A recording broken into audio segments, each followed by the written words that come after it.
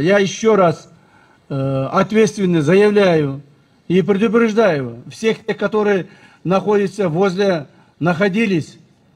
возле криминального авторитета, который был вчера ликвидирован, предупреждаю и им объявляю о том, что если попытается кто-нибудь поднять голову против общества или начнут организовывать какие-то противозаконные действия, будет наказан согласно закону, будет жестко наказан согласно закону.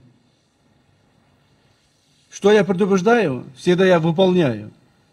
Поэтому,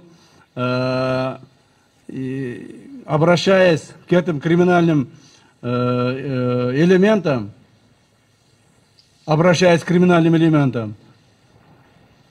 чтобы они не нарушали закон.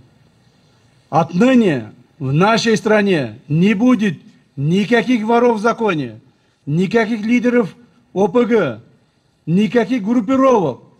Кто собирается создать новые воры, новые лидеров, тех будем наказывать в жесткой форме. Да, мы вспоминаем те годы, когда одни криминальные авторитеты меняли других. Одни криминальные авторитеты уходили, вместо них появлялись другие криминальные авторитеты, которые создавали еще более большие группировки, еще более начали контролировать наше общество. Теперь этого не будет.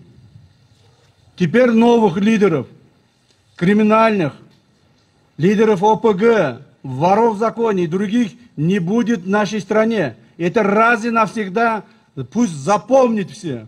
А кто попытается, те будет наказано.